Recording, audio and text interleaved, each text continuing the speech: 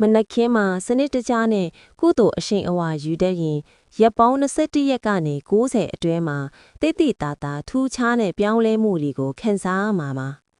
ဘဝအလစ်အပြောင်းကိုဖြစ်စေနိုင်တဲ့မနက်ခင်းအောင်မြင်ရေးလျှို့ဝှက်ချက်9ချက်ကိုဖော်ပြပေးလိုက်ပါတယ်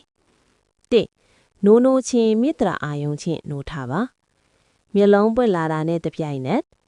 ငါ့ကိုတရက်ထက်ရှင်တန်ခွင့်ပေးတဲ့အတွက်ကျေးဇူးတင်ပါတယ်လို့နှလုံးသွင်းပါ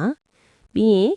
တတဝအားလုံးဘေးရန်ကင်းကြပါစေလို့သုံးခေါက်ရွတ်ပါဒါဟာတင်းရဲ့တနေ့တာ energy စွမ်းအင်ကိုအမြင့်ဆုံးမှာစတင်လိုက်တာဖြစ်လို့မကောင်းတဲ့အညစ်အဆိုးတွေတင့်နာမကတ်နိုင်တော့ပါဘူးနှစ်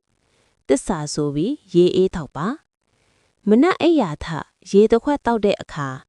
ဤရေဒီအေးမြတဲ့ကဲ့သို့ငါဤတနေ့တာလုံးဒီလေအေးမြပါစေငါပြောသမျှစကားအောင်မြင်ပါစေ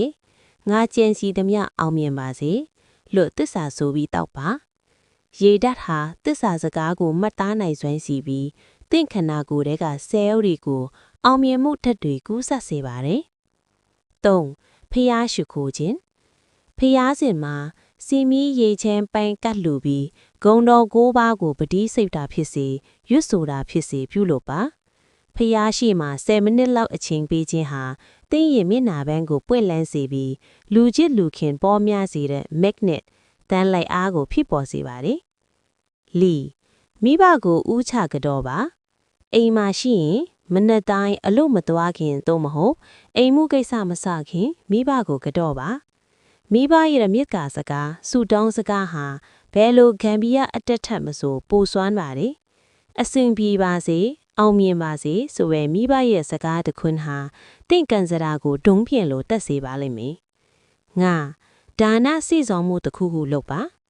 မနက်ခင်းမှာစွန့်လောင်းတာဖြစ်စေလမ်းဘေးကခွေးလီကြောင်လေးတွေကိုအစာကျွေးတာဖြစ်စေ